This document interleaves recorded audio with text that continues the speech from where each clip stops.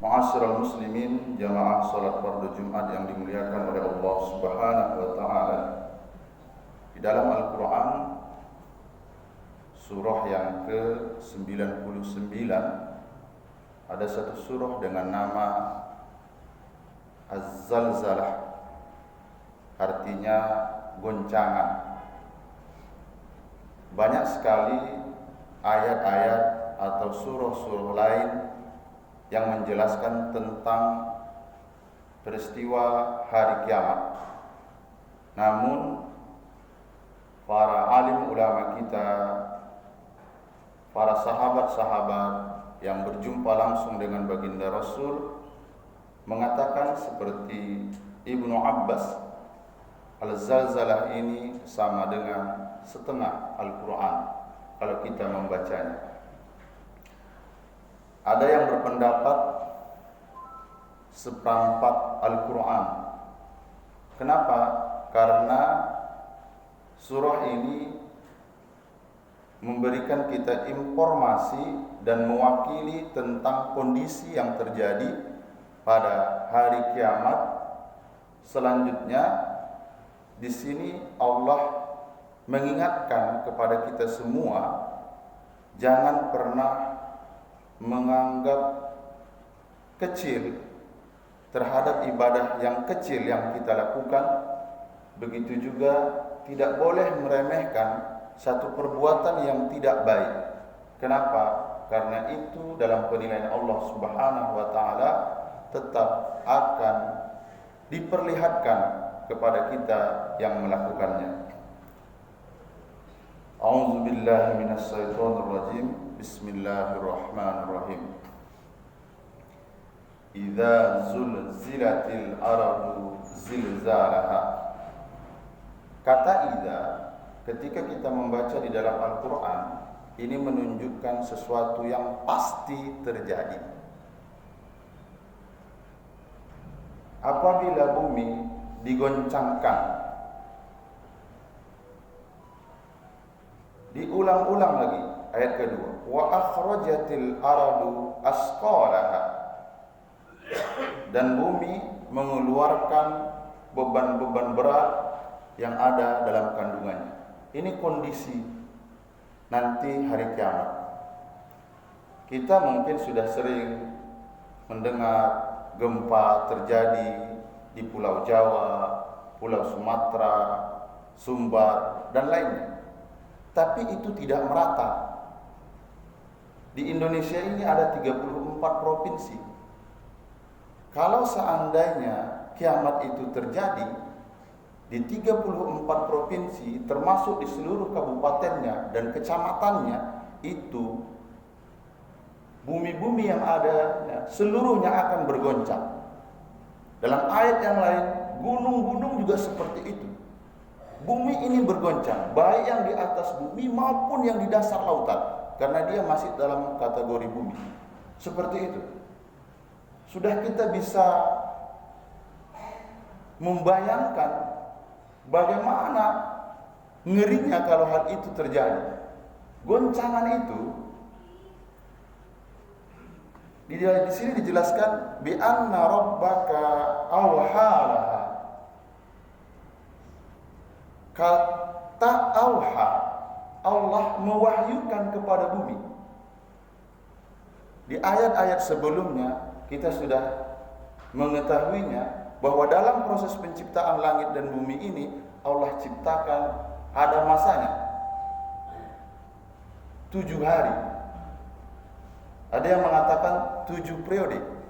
Tapi untuk kiamat Allah menggunakan bahasa di ayat yang keempat, yaitu bi anna rabbaka awhala. Allah yang langsung memerintahkan ke bumi.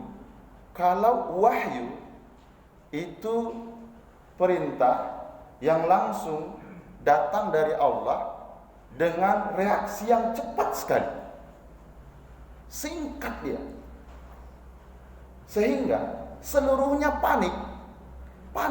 Di ayat yang kedua dikatakan wa akhrajatil ardu asqalaha. Kalau seseorang itu punya beban, maka beban yang ia pegang akan ia taruh. Tak sanggup lagi membawanya. Andai kita bawa beban pada saat itu di tangan kanan, kita jatuhkan. Andai seorang ibu yang saat itu menyapih anaknya, ia campakkan anak itu, atau dia tidak pedulikan lagi. Bahkan andai saat itu ada ibu-ibu yang sedang hamil, maka pada saat itu kandungnya pun ia keluar. Kenapa? Karena kondisi real. Jadi ardu di sini Allah ingin katakan yang terjadi goncangan itu seantero, sealam jagat raya ini, dan kita tidak bisa menghindar. Di ayat selanjutnya, yauma idzin yasdurun nasu astatal liro a'malahum. Wah, ini agak khawatir sebenarnya kalau kita maknai artinya ini. Pada hari itu manusia-manusia dengan kondisi yang tadi, yang keluar itu bukan hanya hasil bumi, tambang, emas, perak, bukan itu saja. Bahkan jasad-jasad yang sudah terkubur ratusan, ribuan, atau jutaan tahun keluar pada saat itu. Untuk apa? Untuk diperlihatkan balasan semua perbuatan mereka. Di ayat yang ketujuh, Allah sampaikan lagi, "Faman ya'mal misqala dzarratin khairan yarah." Ya Allah, sekecil apapun amal itu potensi yang kita miliki, dan potensi itu kita gunakan kemana? Tubuh ini ada punya potensi, pikiran punya potensi, bahkan lintasan hati, kalau lintasan itu berbuat baik, itu juga dihitung sebagai amal.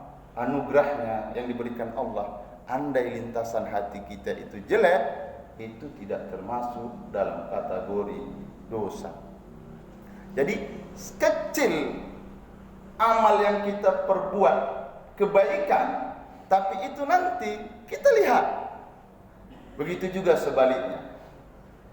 Wa may ya'mal misqala dzarratin sarran yarah.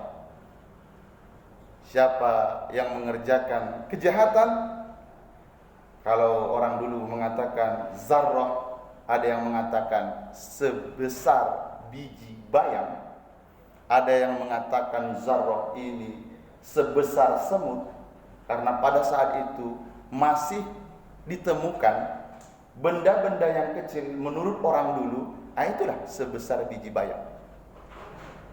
Ditemukan lagi ibarat debu yang menginggap di jendela rumah kita yang kena pantulan cahaya matahari, itulah zarrah.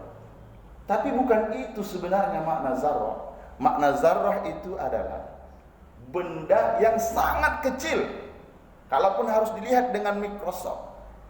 Sekecil itu akan diperlihatkan di hadapan kita semua.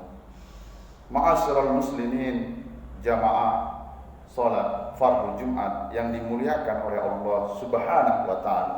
Pertama, tidak ada yang bisa kita pungkiri, idza pasti akan terjadi. Kapan itu? Goncangan seluruhnya. Selanjutnya kita akan bersiap-siap pula.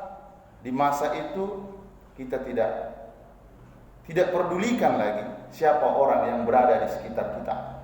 Andai di samping kita anak-anak pun kita tidak ingat. Andai di samping istri pun tidak kita ingat. Kenapa? Karena pada saat itu orang sibuk dengan urusan masing-masing. Saking takutnya manusia itu, itulah dia dinamakan dengan yaumul kiamah. Yaum artinya hari, kiamah diambil dari kata koma yakumu kiamah, berdiri. Kenapa? Orang kalau misalnya takut, tapi takutnya belum seberapa, masih bisa seperti ini, duduk santai. Tapi kalau misalnya kondisi mencekam, kondisinya betul-betul ngeri, tak sanggup lagi orang duduk, berdiri semuanya. Begitulah nanti kondisi kita ketika terjadi hari kiamat. Terakhir, marilah kita sama-sama melakukan perbuatan kebaikan. Jangan pernah malu, kecil lakukanlah. Begitupun jangan pernah menganggap remeh untuk melakukan yang tak baik, sebab semuanya Allah akan tunjukkan ketika kiamat itu terjadi. Fa'tabiru ya ulil albab.